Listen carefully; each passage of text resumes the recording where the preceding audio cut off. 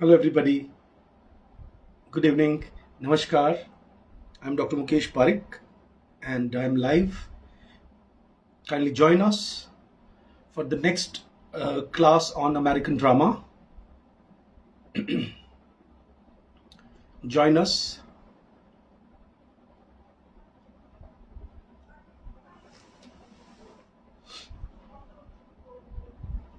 So I'm waiting for you to join. Yes, I can see some of you now joining.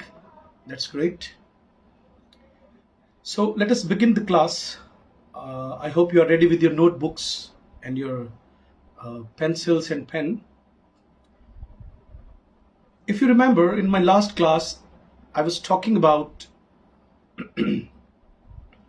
Willy Loman. Hello, if you remember, Death of a Salesman was the last play we were discussing. And then, having discussed that play, I moved on to the next play that was Fences. So keep writing so that you can catch up with the track where we were. Fences is a play which is not mostly talked about because students and most of the teachers are in the habit of talking about the kind of plays which have been asked in the exam. तो उनकी आदत होती है वो पुराने paper देख करके और उन्हीं पेपर्स के क्वेश्चंस को डिस्कस कर लेते हैं and they feel that the questions which have appeared so far would be coming again. तो ऐसा नहीं होता है. If you see the trend, they have been asking those novels, poems, plays and essays which have contributed into the questioning of the American dream of success either in American literature. क्योंकि देखिए हमें ये मालूम होना चाहिए कि हमें America का कल्चर कोई ज्यादा पता नहीं है. We are secondary readers, isn't it? Because English as such is a foreign language for us.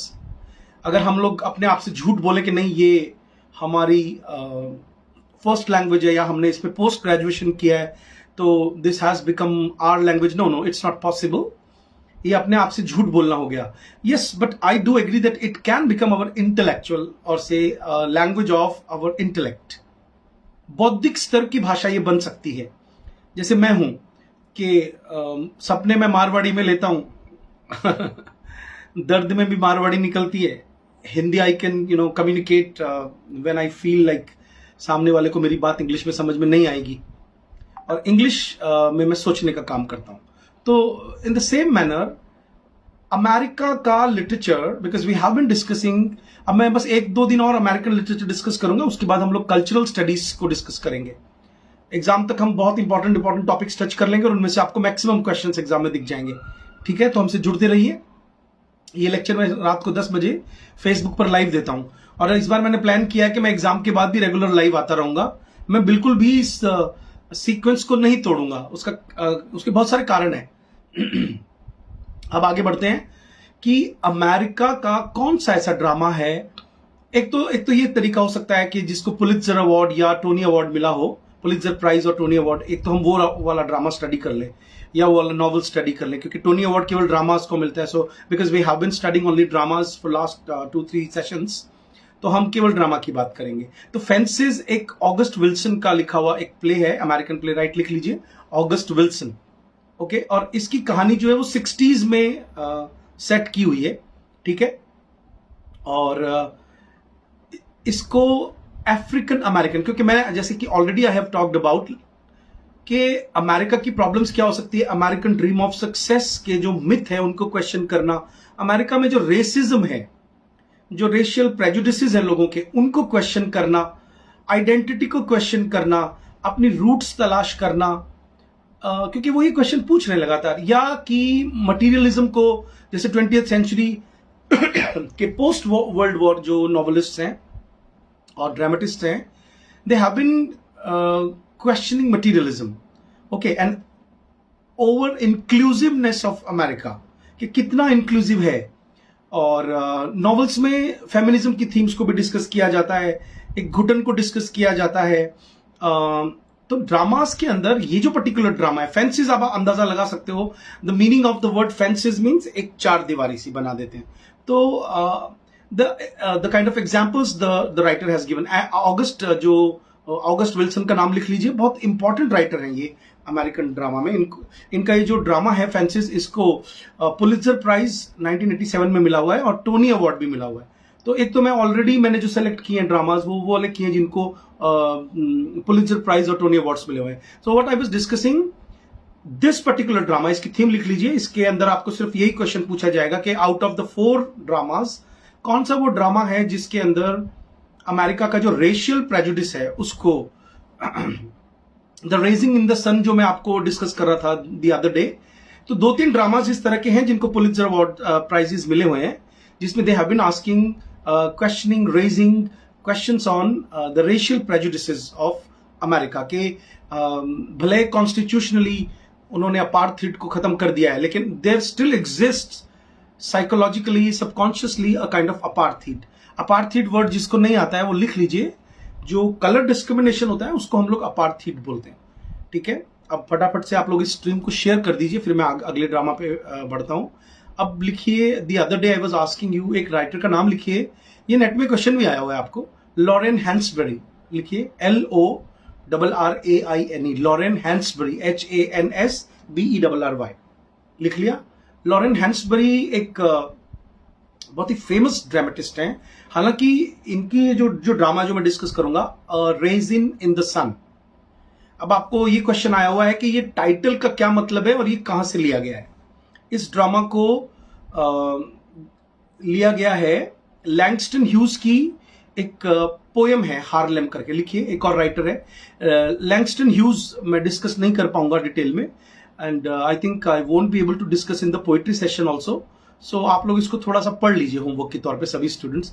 LANGSTON, Langston Hughes, HUGHES. अच्छा, मुझे एक बार यस और नो लिख के बताइए, have you ever read anything about Langston huge? क्योंकि हम अमेरिकन लिटरेचर को ज्यादा नहीं पढ़ते हैं और जो ब्रिटिश लिटरेचर पे हमारा कंसंट्रेशन ज्यादा रहता है.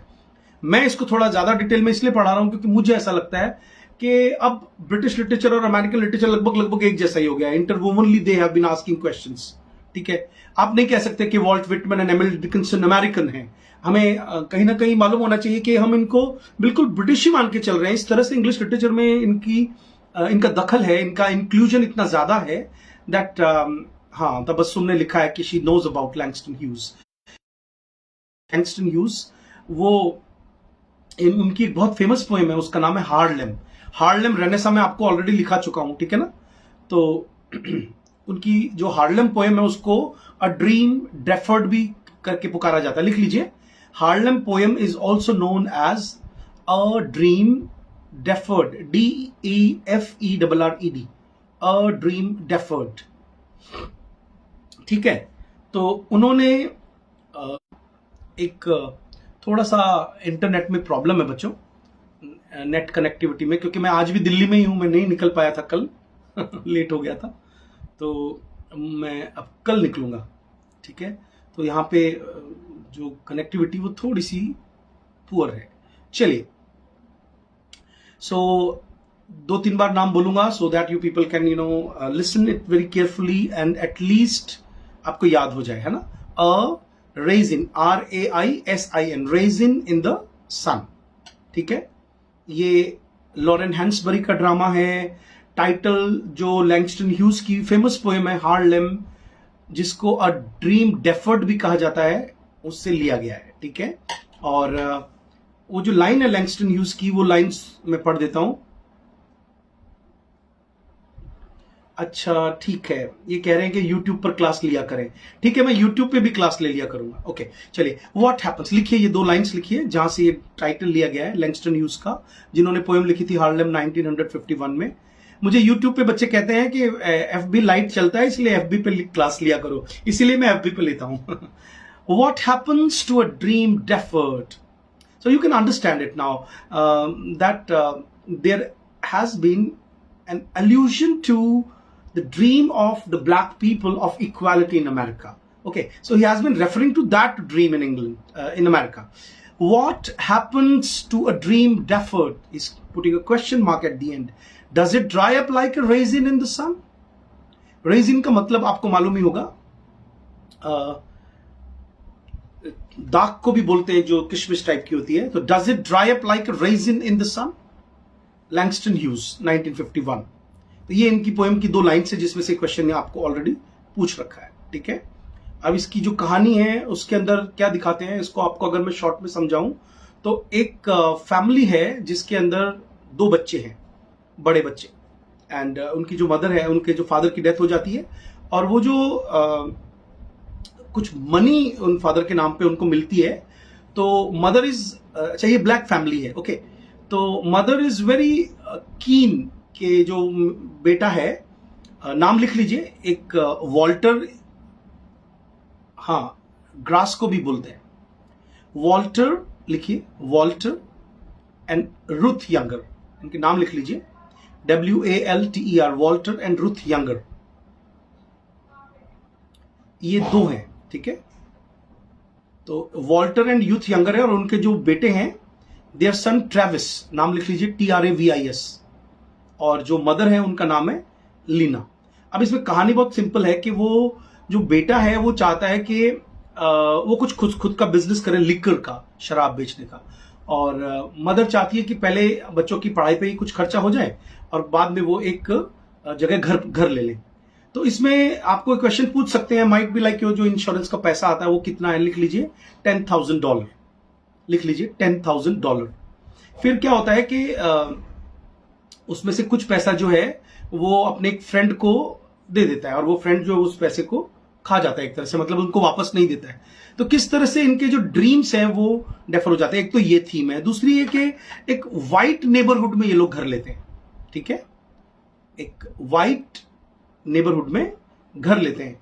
तो किस तरह से इनके ऊपर केस कर दिया जाता है, और एक रियल लाइफ सिचुएशन से ये जो ड्रामा है ये इंस्पायर्ड है, कि किस तरह से जैसे आपको शायद मालूम नहीं है, if you just come out of your apartments, your flat culture, and if you go into certain areas almost in every city of India, you will come to know that really we have been living in ghettos. Ghettoization, एक word है English में, GHETTO. There is one more word for that, enclave. Many of you must have been come across this word enclave, पर आपने शायद कभी dictionary खोल के check किया होगा, शायद किया होगा कि what does it mean। मैंने बहुत पहले किया था। जैसे आप देखते हो ना, किसी बिल्डिंग का नाम होता है पर्टिकुलर, जैसे शर्माज एनक्लेव। तो एनक्लेव और गेटोज का मतलब होता है कुछ खास कास्ट के लोगों का, या क्रीड के, या रेस के लोगों का एकदम शहर से बिल्कुल अलग तरीके से रहना, एक गेटोइजेशन, गेटो मेंटालिटी बोलते हैं इसको। इसको लिख लीजिए अपनी कॉपी में, GHETTO। GH का जो प्रोनाउंसिएशन है, दैट इज नॉट घ in English, we should pronounce it like ghetto. जैसे GHOST को maximum number of people they tend to pronounce it ghost, but it is not ghost, it is ghost. GH का pronunciation भी ग होता है। तो इसमें ये दिखाया हुआ है कि एक जो मैं समझा रहा था आपको कि इफ यू गो टू, नहीं ये हट नहीं होता है अब्दुल जी, दिस इज नॉट हट, आई एम सॉरी। आप एक बहुत सिंपल मीनिंग पर आप इसका ना सेकेंडरी और टर्शरी मीनिंग चेक किया कीजिए। ठीक है, गेटो does not mean hut, ghetto means a kind of locality which is in the outskirts of the main locality, where either the people who have been discarded, either, or people who have been by their own will living separately in isolation। तो वहां से ये word निकल के आया गेटॉय। और अभी ये बहुत कॉमन सा एक पैटर्न है, एक शब्द है जो फेमिनिज्म में भी यूज किया जाता है, जिसको हम बोलते हैं ghettoisation. Like mentally you some people they have a kind of solidarity and they have a very different identity, and then they tend to live with their own identity people। okay, तो जैसे हमारे देश में ऐसे कुछ तबके हैं जो बिल्कुल बाकी लोगों से बिल्कुल अलग रहते हैं। अब जब वो अलग रहते हैं तो हमने कभी क्वेश्चन नहीं किया कि why there is no assimilation। These are some of the questions which we have never been raising in India, and in almost all the countries you just go and see, it's only bookish, and these things have only been taught in the universities only। कि नहीं नहीं हम सब एक हैं, there is no class difference, there is no colour discrimination, but ऐसा नहीं है। तो इस प्ले में ये क्वेश्चन उठाया गया है कि किस तरह से उन पे केस हो जाता है और उनको वहां नहीं रहने दिया जाता है। समझ रहे हो ना? तो इसका मतलब है कि एक दो स्टोरीज पैरेलल चलती हैं।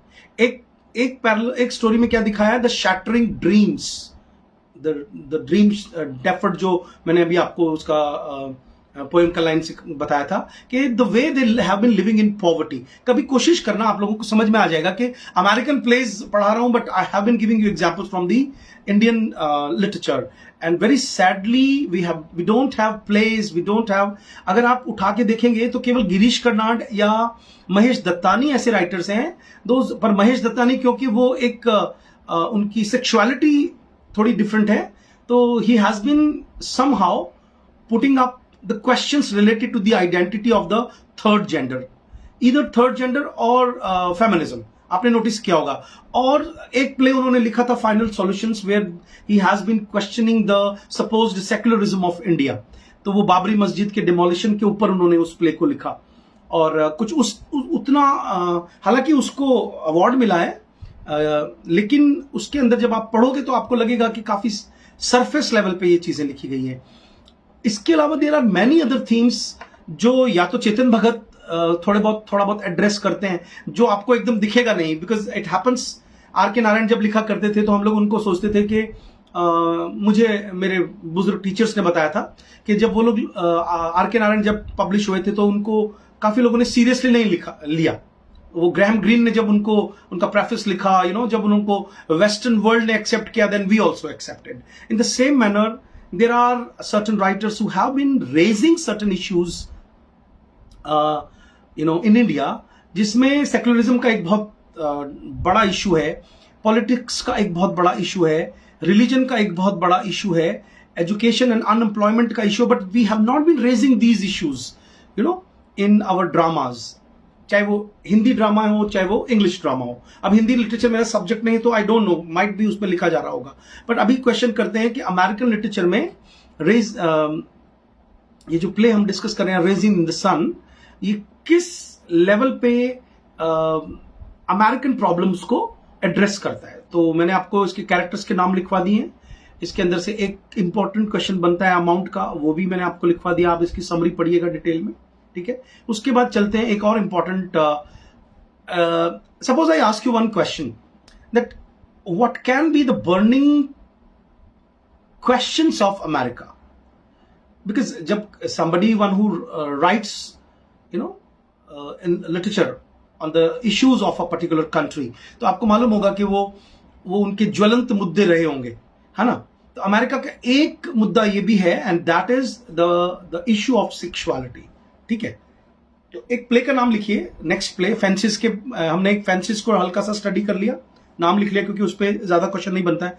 That raises the issues of racial prejudice, उसके बाद रेजिंग इन द सन। अब लिखिए एक और नया ड्रामा, ये बहुत एक फेमस प्ले राइट हुए हैं, टोनी कुशनर, लिखिए Tony, TONY, Tony Kushner, KUSHNER, ठीक है। इसको भी Tony award for best play मिला हुआ है। इस प्ले का नाम लिखो Angels in America. Tony Kushner का प्ले एंजल्स इन अमेरिका, इसका आपको सबटाइटल पूछ सकते हैं, या 100% पूछेंगे आपको सबटाइटल। जैसे आप में से बहुत से स्टूडेंट्स को मालूम होगा कि प्लेइंग इन द डार्क किसने लिखा है, अब्दुल जी। ये सिविल राइट मूवमेंट पे नहीं है, ये रेशियल प्रेजुडिसेस पर है। आप थोड़ा और स्टडी कर लें तो मैं आपकी बात को बिल्कुल एक्सेप्ट कर लूंगा, ठीक है। It can be one of the topics like civil rights, या that can be the secondary theme or tertiary theme. The main theme is racial prejudice of the white people against the black people in America, ठीक है। चलिए, angels in America आपने लिख लिया होगा सभी students ने। इसका सबटाइटल लिखिए, a gay fantasia on national themes. Angels in America, this is the drama's title, and its subtitle is A Gay Fantasia, FANTASIA, Fantasia on National Themes. It's a 2-part play, ठीक है। किसका लिखा हुआ है बताइए, Tony Kushner का, ठीक है। इसको बहुत सारे अवार्ड्स मिले थे, और ये 1991 में प्रीमियर हुआ, मतलब कि ये कोई बहुत पुराना प्ले नहीं है. It has been raising the questions of sexuality in America. So like I have already been talking about that what are the major, मैंने आपसे पूछा था कि भाई मेजर इश्यूज क्या हो सकते हैं अमेरिका के अंदर. तो the major issues can be the issues of, अभी आपने नोटिस किया होगा अभी लॉकडाउन में वहां पे एक बहुत बड़ा एजिटेशन मूवमेंट हुआ बिकॉज ऑफ दिस अपार्थाइड के. वहां की जो पुलिस है उसने किस तरह से एक आदमी को दम घोट करके अपने घुटने के नीचे दबा करके मार दिया. And the way then you know whole Americans you know they came on the roads. तो रेशियल प्रेजुडिसेस हैं अभी भी अमेरिका में, ठीक है. इसके लिए आपको एक अमेरिकन से मिलना होगा. मेरे पर्सनली बहुत सारे पर्सनल फ्रेंड्स हैं जो एक हमारे मेरे ब्रदर इन लॉ की एक बहुत क्लोज फ्रेंड है. She came to India and she stayed with us. Sir your way of expressing expression is amazing. Oh thank you so much.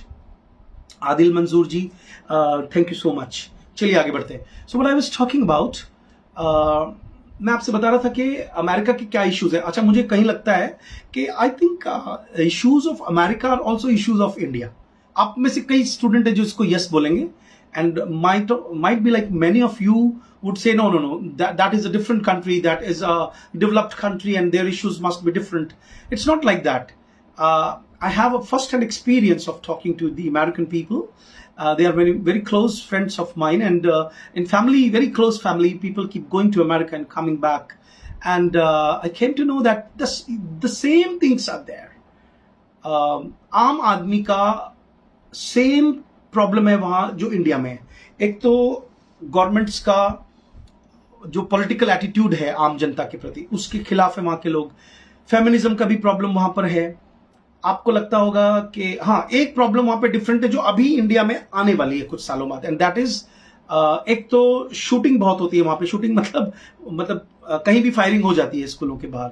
और एक है वहां पे जो टीनेजर की प्रेगनेंसीज के इश्यूज हैं. These are quite different issues there which have been you know, जैसे शूटिंग वाला तो अभी यहाँ पे इतनी प्रॉब्लम नहीं because of the licensing of the gun, that is a different issue. But then terrorism is a problem. Okay, जो हम प्रॉक्सी वॉर हम फेस कर रहे हैं, दैट माइट बी डिफरेंट. लेकिन my question is that though we have been making web series, we have been making movies, but there has not been serious literature on that, ताकि हम इसको world forum पर दिखा सकें. ठीक है, मुझे आपसे एक बात शेयर करनी थी. मैं एक बार मलेशिया में एक सेमिनार अटेंड कर रहा था and there was a huge gathering of you know world level people. और वहां पे गेटोइजेशन, अपार्थाइड, डिस्क्रिमिनेशन, इन सब के अलावा एक चीज और डिस्कस हो रही थी जिसमें you know there was a scholar. उसने सभी वर्ल्ड के जितने भी डिस्क्रिमिनेशन वाले पॉइंट्स वो गिनाए, लेकिन कश्मीरी पंडितों का कहीं नाम नहीं लिया. तो उसमें मैं उठा और फिर मैंने जब उनको वो पॉइंट याद दिलाया तो he was you know totally amazed कि ऐसा तो कोई प्रॉब्लम हमने कहीं पढ़ा ही नहीं. व्हाई? बिकॉज बहुत कम लोग हैं जो हमारी रियल प्रॉब्लम्स को लिख रहे हैं. इसी तरह से हम यहां बैठ करके अमेरिका की प्रॉब्लम्स को पढ़ सकते हैं. व्हाई? बिकॉज अभी रिसेंटली मेरी एक स्टूडेंट अमेरिका गई थी and but she was telling me कि वहां पब्लिशिंग बहुत है, राइटिंग बहुत है, every third fourth person is writing. और अब हम लोग भी लिखने लगे हैं, ब्लॉगर बहुत बनने लगे हैं हमारे यहाँ पे लोग. लेकिन जो ब्लॉगर है वो उसका जो सीरियसनेस लेवल है वो थोड़ा सा अभी you know under question mark. चलिए अब टॉपिक पर आते हैं. एंजल्स इन अमेरिका लिख लिया. ये मैंने जो डिस्कशन किया है ना, that is also not futile. We have been getting analytical questions there in net these days. If you listen to me very carefully, you will come to know how to analyze things, how to put your mind to the things. Otherwise, you must have noticed people have been preparing for net like you know they are cramming up questions. मैं खुद देखता हूं बच्चों को, इसलिए मैं आपको बता रहा हूं ये बात. चलिए, angels in America, a gay fantasy on national theme. ये इसको पुलित्जर प्राइज भी मिला है और टोनी अवार्ड भी मिला है. मैं दोनों बताना भूल गया, एक बताया था मैंने टोनी अवार्ड, ठीक है. और 91 में प्रीमियर हुआ था. और ये एक मेटाफोरिकल, मैं इसको थोड़ा पढ़ता हूं जो मैंने इसके ऊपर देखा. इसको एक को जब भी हम गे लिटरेचर की बात करते हैं बच्चों, so there have always been issues on AIDS. तो लिख लीजिए, one of the themes is AIDS. ठीक है, आपको मालूम होना चाहिए कि पोस्ट मॉडर्निज्म में सेक्सुअलिटी का जो इशू है, जैसे मिशेल फुको है, he has been raising this issue like how the people of different sexuality are marginalised throughout the world. ये लैंग्वेज आपको इजीली समझ में आ जाएगी. Marginalised mean to say that if you find anybody who is different than male and female, then obviously we don't include that person. Okay, we have been giving them rights, like constitutionally the way we have given rights to women, the better half, the half of the population of almost every countries, sadly not of India. तो हम क्या देखते हैं कि rights constitutionally देना is a different thing, and practically and functionally to cherish and exercising and enjoying certain rights are different things. That is our far dream. चलिए, तो इसके बारे में आपको पता होना चाहिए. मैं थोड़ा रीड कर रहा हूं इसके बारे में. The play is a complex, often metaphorical and at times a symbolic examination of AIDS and homosexuality in America in the 1980s. Certain major and minor characters are supernatural beings like angels or deceased persons like ghosts in the play. The play contains multiple roles for several of the actors. Initially and primarily focusing on a gay couple in Manhattan, the play also has several other storylines, some of which occasionally intersected. अब इसके अंदर जो main characters हैं उनके आप नाम लिख लीजिए, क्योंकि प्ले फेमस है, so they might ask you. हालांकि मुझे लगता है वो केवल सबटाइटल पूछेंगे आपसे. ओके, जिसको इसमें एड्स है and someone who is with different sexuality, उनका नाम लिख लीजिए. Prior Walter. उसको काफी हेवनली एक्सपीरियंसेस होते रहते हैं पूरे प्ले के अंदर. ठीक है, ये आप एक नाम लिख लीजिए. और उनके बॉयफ्रेंड का नाम भी लिख लीजिए, लुई आयरनसन, LOUIS, लुई आयरनसन. तो एक बार मैं फिर से बता दूं, because the mode of the classroom is quite different, कि angels in America. So you can understand like who are angels here. Achha, anybody who can tell me why there has been a reference of angels in the title? If a play has something to do with different sexuality other than the binary male and female, is there anybody who can give me an answer like why there is the term angels for these people? Is there anybody? It's a question, and I would wait for your answer. I would be very happy if you can answer this question. Angels in America, and the term supernaturalism, like ghosts and angels, they have been terms, because in the subtitle there comes the term fantasia, a gay fantasia on national themes, and then it has been termed as a national theme. So my question is, why angels in the title? Is there anybody? If you can't answer, at least you can write no, so that I can move forward and tell you the answer. Yeah, मैं रोज देखता हूं जब मैं इस stream को YouTube पे upload करता हूं.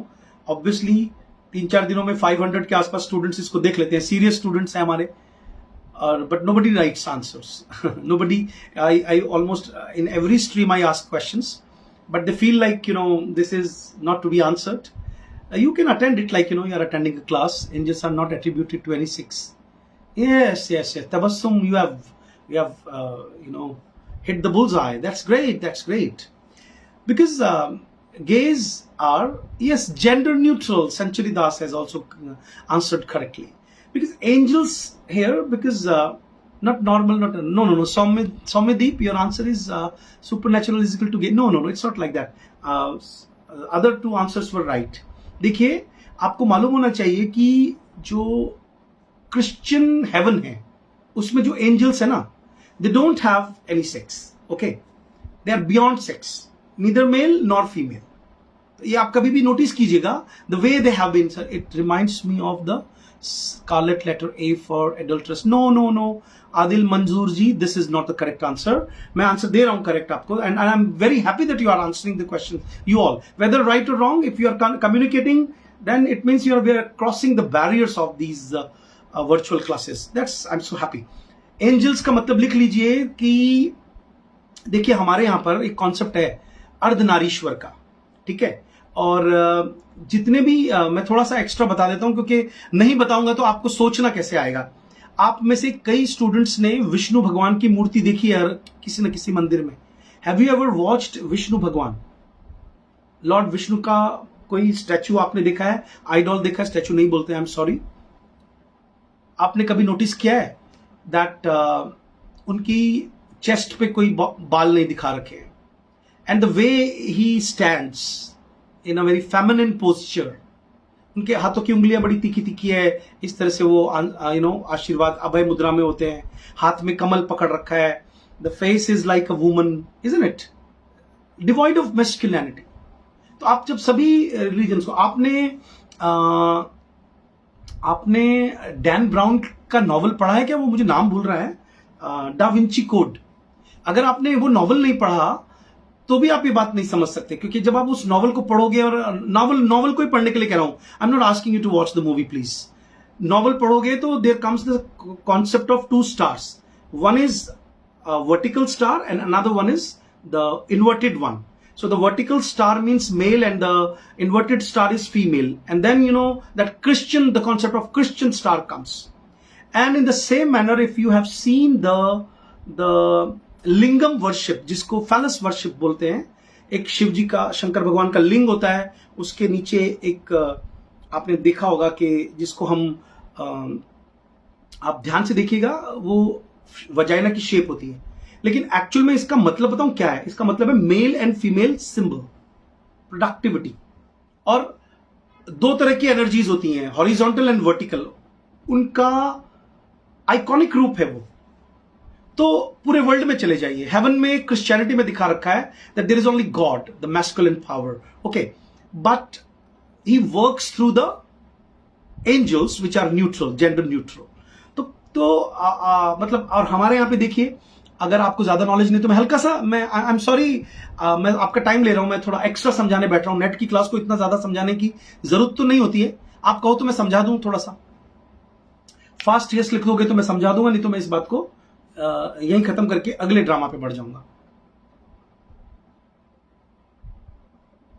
I am waiting for your answer. If I get one yes, I would start explaining like why angels. Okay, Soumyadeep says yes. Okay, and there comes the volley of yeses. आपने कभी notice किया है हमारे यहाँ पे बुध जो राशि, आपने कभी देखा होगा कि बुध एक ग्रह है, और आप कभी माइथोलॉजी में उसकी स्टोरी पढ़ना, या आप कभी किसी वर्गो से मिलना, वर्गो जिनकी जो ज़ोडिएक साइन वर्गो होता है, सो कन्या बोलते हैं हमारे यहाँ पे, और फिर आप जब इन सब चीजों को स्टडी करोगे एस्ट्रोलॉजी में, तो आपको पता चलेगा कि देयर आर साइंस। आपने गणेश भगवान को भी नोटिस किया होगा, गणेश भगवान के भी छाती पे कोई बाल नहीं है, एंड दो पत्नियां जरूर है, Riddhi and Siddhi, but he is also mixture of male and female. मैं ये नहीं कह रहा हूं कि he is a eunuch, I have met a lot of Virgos. तो वर्गो, हाँ, Shatrupa is Virgo, I am also Virgo, but Virgo का मतलब होता है थोड़ा सा जैसे सॉफ्ट चीजों की तरफ जाना, उनके अंदर एक अंडरस्टैंडिंग होती है बोथ द जेंडर्स की। तो अगर आप इन आइकॉनिक चीजों को, इन मेटाफोरिकल चीजों को समझने लगोगे, तो then you will be able to understand writers also. अब ये जो टोनी कुशनर है, जिन्होंने एंजल्स इन अमेरिका लिखा है, कि why are you putting bands, हालांकि देखो उसके बाद तो अब काफी हम भी आगे आ गए हैं इस चीज को लेकर, हमारे यहां पर भी सेम सेक्स मैरिजेस जो है वो लीगलाइज्ड हो गई हैं।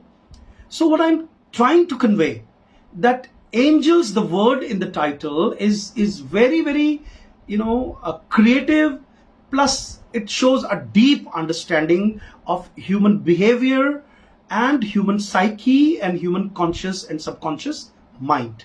तो आया आपको समझ में आ गया होगा, ठीक है। उसके बाद आगे बढ़ते हैं, मैंने थोड़ा एक्स्ट्रा दिया आपको जानकारी। अब लिखो, एक बहुत इंपॉर्टेंट प्ले के बारे में लिखो। यूजीन ओनील पे मुझे बहुत मन करता है कि मैं एक डिटेल्ड लेक्चर दूं, लेकिन टाइम की कमी की वजह से I am just giving you a lecture on strange interlude. लिखिए फटाफट से, स्ट्रेंज इंटरल्यूड लिख लीजिए फटाफट से, स्ट्रेंज इंटरल्यूड। ये यूजीन ओनील का एक प्ले है 9 एक्ट्स में। It was an experimental play actually, Eugene O'Neill का नाम सबको पता है, उन्होंने काफी सारे एक्सपेरिमेंटल प्लेज लिखे हैं, उन्होंने मेमोरी प्लेज लिखे हैं, उन्होंने अमेरिका की जो रियल प्रॉब्लम्स हैं, उन अमेरिका के अंदर जो कॉमन लोग रहते हैं उनकी क्या प्रॉब्लम्स हो सकती है, खास तौर पे द पीपल, जिसे अब आपको इसको डिस्कस करता हूं थोड़ा सा कि जो स्ट्रेंज इंटरल्यूड है वो कितना सीरियस और कितना सॉफ्ट ड्रामा है। इसकी जो सेंट्रल कैरेक्टर है, लिख लीजिए उसका नाम पहले तो, Nina Leeds, Nina Leeds, LEEDS, ठीक है। इसको पुलित्जर प्राइज मिला हुआ है, ठीक है, स्ट्रेंज इंटरल्यूड्स को 3 बार मिला है इनको, आप लिख लीजिए इसको, Eugene O'Neill won for this strange interludes, और 2 और प्लेज हैं उनके जिनको पुलित्जर अवार्ड मिला है। तो ये आपके लिए क्वेश्चन है that you are going to study, like what are the other 2 plays on which he was for which he was given the Pulitzer Prize। अब टॉपिक पर आते हैं कि स्ट्रेंज इंटरल्यूड क्या है। एक तो लिख लीजिए, it's an American experimental play in 9 acts, number 1, ठीक है। उसके बाद इसकी जो स्टोरी है, इसमें ऐसा बता रखा है कि एक नीना लीड्स नाम की कैरेक्टर है जो एक प्रोफेसर की लड़की है एक कॉलेज में, न्यू इंग्लैंड में, और जो इज डिवास्टेटेड, उसका बहुत मूड खराब रहता है क्योंकि उसका जो फियांस है वो वर्ल्ड वॉर में मारा गया है, ठीक है। और इसके बाद में वो बहुत सारे लोगों के साथ में अपना अफेयर स्टार्ट करती है, and she tries to understand. फिर वो क्या करती है कि उसको पता चलता है कि जिस लड़के से वो प्यार कर रही है उसके साथ जो बच्चा पैदा होगा उसके फैमिली के अंदर इंसेनिटी है, मतलब जो इनहेरिट कर सकता है वो बच्चा। तो ये क्या करती है, धोखा देती है और उसको तो अबॉर्ट करा देती है बच्चे को, और किसी और जो फिजिशियन होता है उससे कंसीव करवा लेती है। और उसके बाद में वो बच्चा बड़ा होता है और वो जो उसका हस्बैंड होता है उसको ये पता नहीं लगने देती कि जो बच्चा है वो उसका नहीं है, ठीक है। तो एक बिल्कुल डिफरेंट टाइप ऑफ प्ले है जिसके अंदर बाद में फिर इसको काफी गिल्टी कॉन्शियस भी होता है, ऐसे करके एक प्ले लिखा गया है, ठीक है। और इसका नाम स्ट्रेंज इंटरल्यूड है, ठीक है। तो इसका ज्यादा से ज्यादा आपको नाम पूछ सकते हैं, ठीक है। अच्छा, इसकी खास बात क्या वो मैं बता दूं कि यूजीन ओनील जो है, आप सबको मालूम है कि वो stream of consciousness technique use करते हैं। जैसे the other day we were discussing, जब हम लोग death of a salesman discuss कर रहे थे, तो उसमें स्ट्रीम ऑफ कॉन्शियसनेस, जिसको एक्सप्रेशनिस्टिक टेक्निक के थ्रू स्टेज के ऊपर दिखाया जाता है, तो इसमें इन्होंने काफी सारी डिफरेंट टेक्निक्स का इस्तेमाल किया है, ठीक है। इसलिए ये प्ले फेमस है। इसमें बहुत सारे मोनोलॉग्स हैं, like very famously the play starts with a long monologue in the very beginning, जिसको आप लोग सॉलिलॉक्वी भी बोल सकते हो, ठीक है। तो ये जो प्ले है इसका नाम आपको याद रखना है, क्योंकि वो इसकी डिटेल नहीं पूछेंगे, बिकॉज एक चीज और है, when I teach you I always keep in mind the syllabi of different universities of India, कि कौन सी यूनिवर्सिटी में कौन सा प्ले पढ़ाया जा रहा है। Out of nowhere I don't pick up dramas, I do some research on that कि ये प्ले कौन सा प्ले डिटेल में पूछ रहे हैं, क्यों पूछ रहे हैं, इसका मतलब है कि वो ऑल ओवर इंडिया में पढ़ाया जा रहा है, ठीक है। इसकी वजह से वो ड्रामा का डिटेल आ सकता है, लेकिन ये नहीं पढ़ाया जा रहा है, इसका मतलब है। लेकिन इसको जब हम लोग क्वेश्चन पेपर स्टडी करते हैं टीचर्स, तो हम नोटिस करते हैं कि आपको गाइड करने के लिए कि किस तरह से ऑप्शन में इस तरह के प्लेस पूछे जाते हैं विच वर अवॉर्डेड पुलित्जर प्राइज, तो उस कैटेगरी में ये प्ले आता है, ठीक है। अब आगे लिखिए फटाफट से। नेक्स्ट एक और प्ले है बहुत important, and that is beyond the horizon. ये सेकेंड प्ले है यूजीन ओनील का, जिसके लिए उनको पुलित्जर अवार्ड मिला था। लिख लीजिए फटाफट से, Pulitzer prize, beyond the horizon, ठीक है। और एक जो मैं चाह तो रहा था कि डिटेल में डिस्कस करूं, लेकिन ये क्वेश्चन आपको 100% पूछा जाएगा एग्जाम में। लिख लीजिए। अब एक नया ड्रामा मैं थोड़ा सा डिस्कस कर लूं। आपने कभी भी एक पहले नए राइटर का नाम लिख लो, मैं आपसे क्यों पूछूं कि आपने सुना है क्या, फिर I break my silence. Instead of that let me tell you, एक वुमेन प्ले राइट का नाम लिखिए, Wendy, WENDY Wasserstein, WASSER, Wasser STEIN, Wendy Wasserstein. अब ये वेंडी वेस्टरस्टेन का नाम मेरे को नहीं लगता है कि ज्यादातर बच्चे सुनते हैं, हालांकि ये बहुत फेमस है। ओके, और here and there when we read something about American drama, her name is also visible.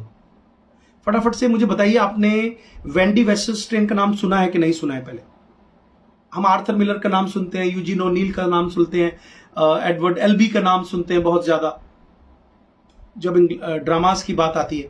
तो क्या आपने वेंडी वेस्टरस्टेन का नाम सुना है? अब मैं ये क्वेश्चन पूछ लेता हूं आपसे नाम बताने के बाद। इसको देख लीजिए आपने क्या लिखा है, एंड देन ये अमेरिकन है बिल्कुल।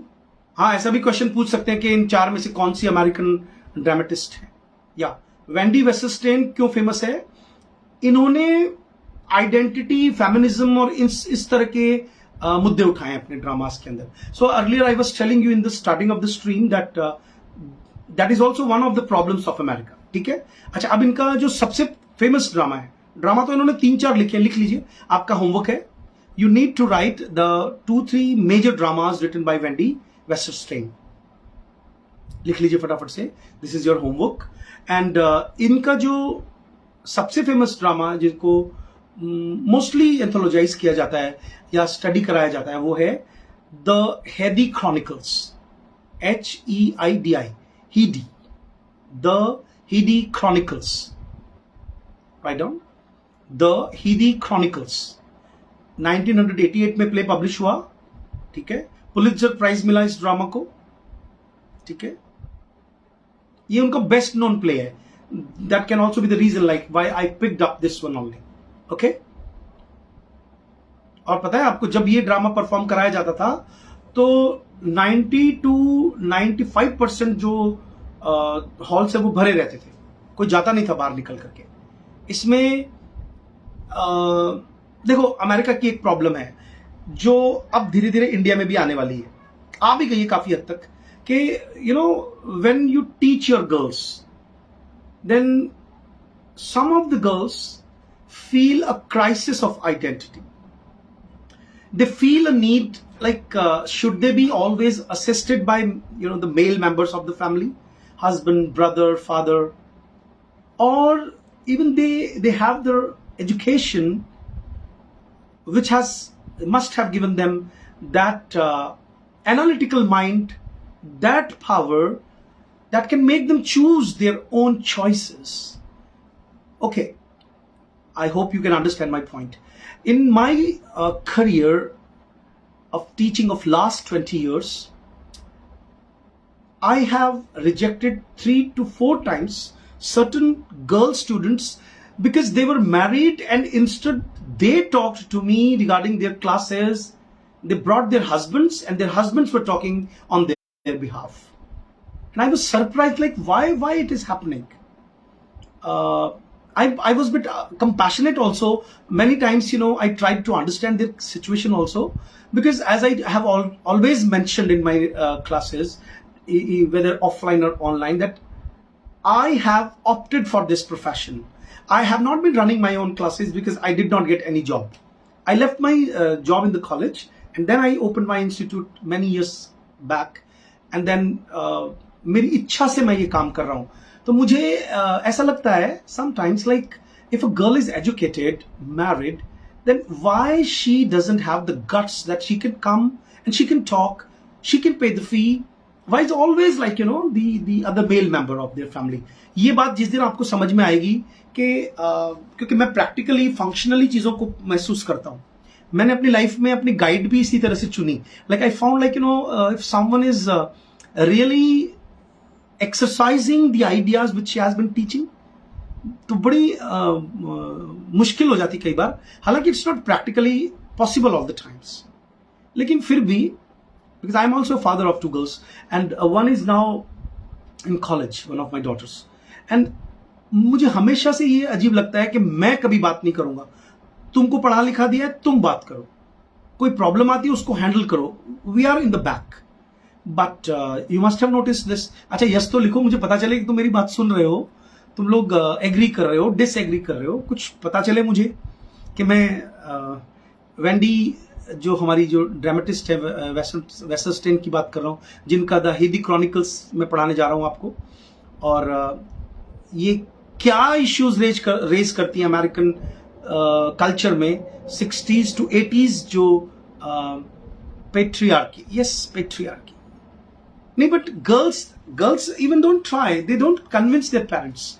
मैंने खुद देखा है कई बार कि फैमिली में भी है कि अच्छा मैं इनसे पूछ के बताऊंगी जबकि ultimately they decide. There is a huge paradox.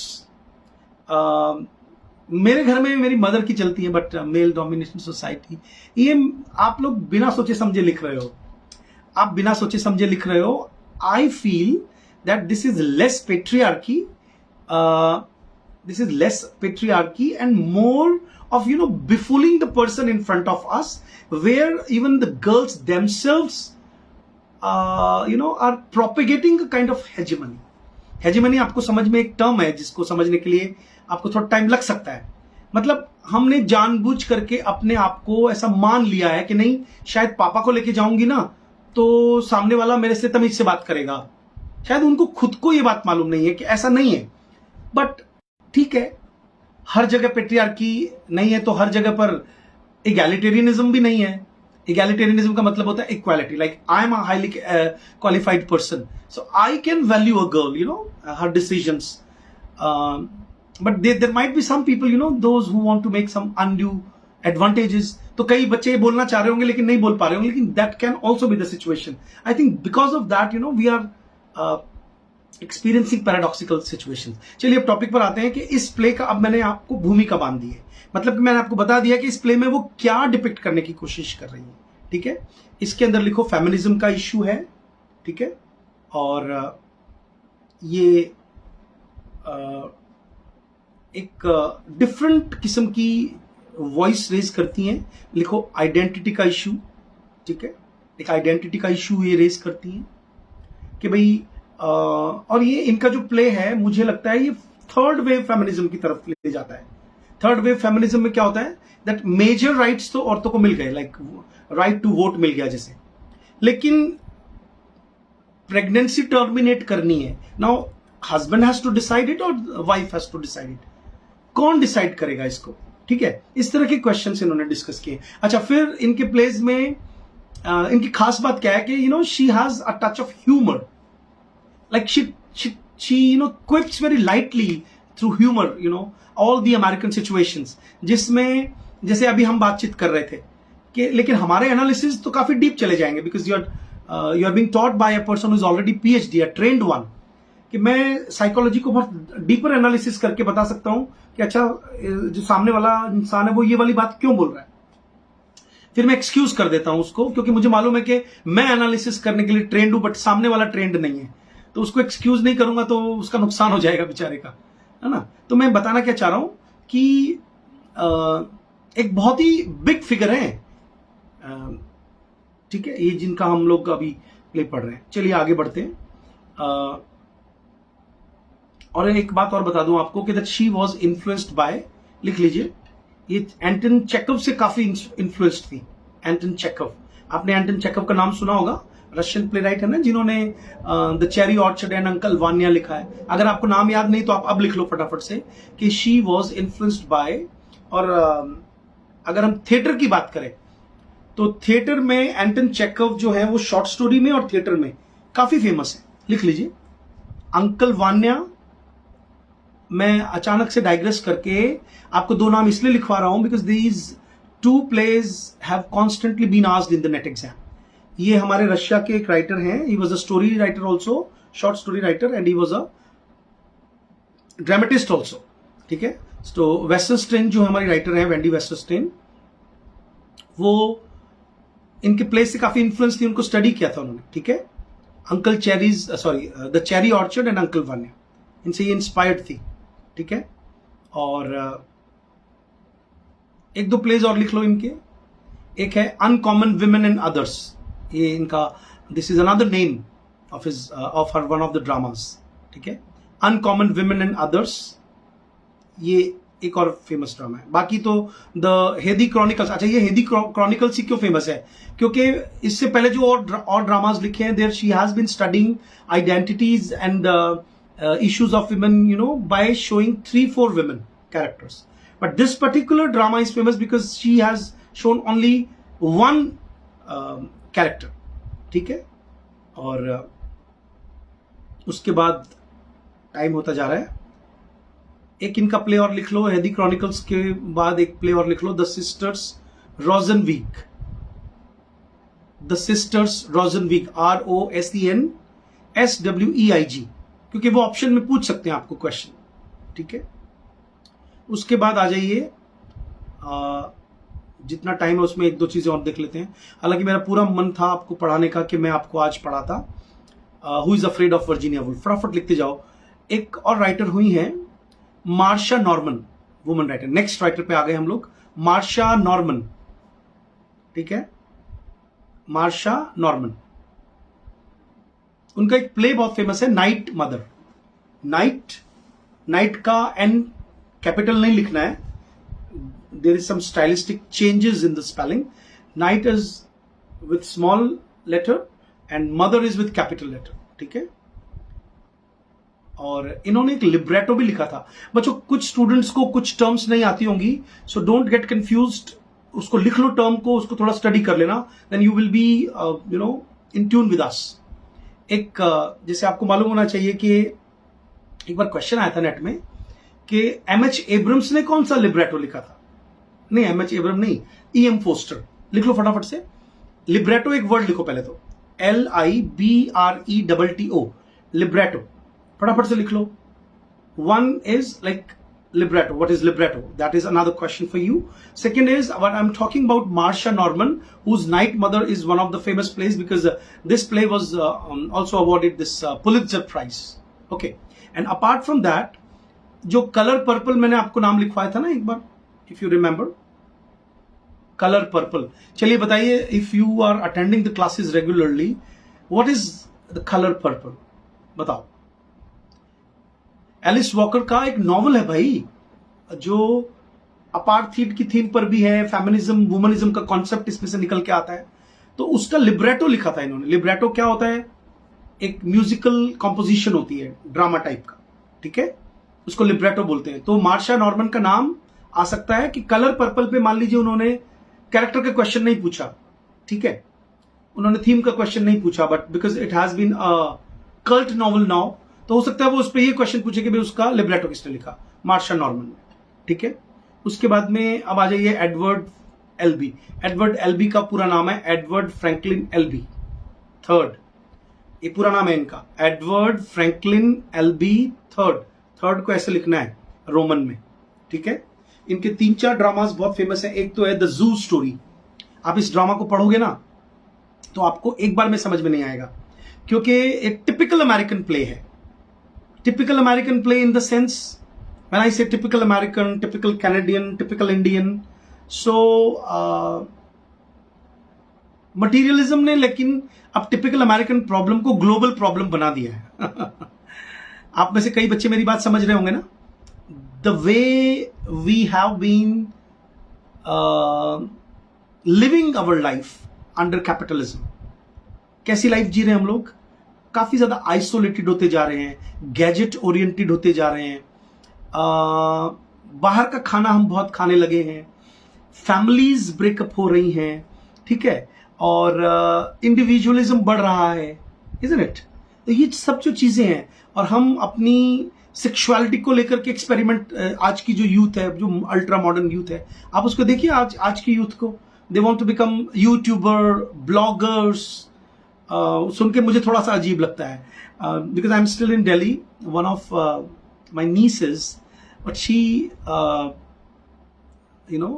withdrew the class, and she was discussing with me like, why are you not getting money from YouTube?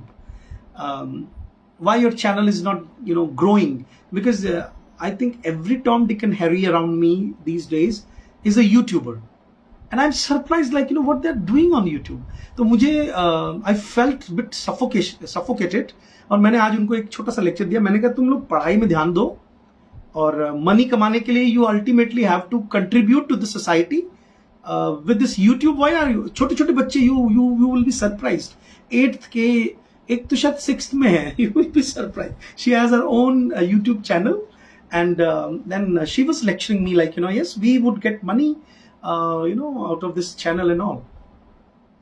So they were a bit impressed with the watch time of my channel, क्योंकि आपको पता है हम 1-1 घंटे की videos जब डालेंगे 1.5-1.5 2-2 घंटे की, तो वो मान लीजिए 50 बच्चे भी देख लेते तो हमारा टाइम बहुत ज्यादा है, यूट्यूब का व्यूज कम है. तो I was surprised and I was wondering like where we are heading to with this generation. Come on. ठीक है, तो ये मैं प्रॉब्लम इसलिए डिस्कस कर रहा हूं कि I want to touch a chord for this play who is afraid of Virginia Woolf. और उससे पहले मैं डिस्कस कर रहा था the zoo story.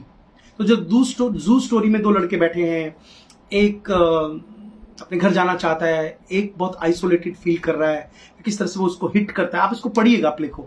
I am not in the mood to discuss the whole play, but we are heading towards that. ये आपको for that you need to talk to people, you need to और धीरे धीरे आपको पता चलने लगेगा that people have stopped talking now. People have stopped talking. People don't talk. Then you would be surprised that then who is this? Why the tongues are wagging all over India on the phones and all? I can't say. They are more social on media only, but they are less social, among the members of the family and all. If I'm staying here, I was held back. I was not allowed to go back to Jaipur. It means there exists some bond between the members of the family. So what I want to convey, this is a play, but I'm going to discuss Edward Franklin LB III. इन्होंने आपको मालूम होना चाहिए कि इनको गोद ले लिया गया था. इनकी लाइफ पढ़िएगा थोड़ी सी. इनको गोद ले लिया गया था और इनकी जिस फैमिली ने इनको गोद लिया था, they were filthy rich, बहुत रिच लोग थे वो. But then he never felt at home, with that richery and all. तो आपको ये बात मालूम होनी चाहिए कि who is afraid of Virginia wolf. मैं हो सकता है टाइम हो रहा है 58 हो गए, मैं शायद पूरा प्ले डिस्कस नहीं कर पाऊंगा, मैं इसको कल डिस्कस करूंगा. मैं आपको इतना सा बता देता हूँ, इसके 3 पार्ट्स लिख लीजिए. एक तो ये क्वेश्चन आया हुआ है कि who is afraid of Virginia Woolf जो है, this is a title which is a pun on a song who is afraid of the big bad wolf. ये 3 लिटिल पिग्स एक प्रोग्राम आता था वॉल्ट डिज्नी का, उसमें एक सॉन्ग है, जैसे चड्डी पहन के फूल खिला है, इस पे हम कोई गाना रख दें, उस तरह से. ठीक है, एक बात. दूसरी बात, इसको टोनी अवार्ड मिला है. तीसरी बात, इसके 3 एक्ट्स हैं, तीनों के टाइटल्स बहुत इंपॉर्टेंट है. ये प्ले मेरे एमफिल में था, तो this is very close to me. How much views you had, it doesn't matter, but the matter you are providing it really worthy. Thank you Kailash ji. Okay, so इनके नाम लिख लीजिए. All the 3 acts in the play, their titles are very thought provoking. पहला लिखिए fun and games. Okay, first जो part है. Second है, एक जर्मन टर्म है वाल्परजिस्नाश्ट,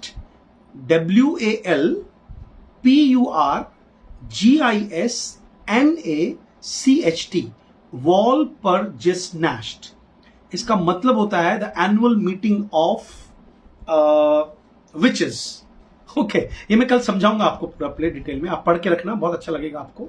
and the third is exorcism. ये क्वेश्चन नेट में आया हुआ है कि एक्सॉर्सिज्म कौन से प्ले का टाइटल है. I mean one of the. अब मैं इसकी थोड़ी सी थीम समझा के जाता हूं आपको, कि एक कपल है जिसमें जो हिस्ट्री का प्रोफेसर है वो जॉर्ज, अच्छा, वो पार्टी से आते हैं एक और 2 और फ्रेंड्स को बुला लेते हैं कपल को, और वो आपस में बैठ करके दे स्टार्ट ड्रिंकिंग, और फिर वो एक दूसरे की इंसल्ट करने का गेम खेलते हैं.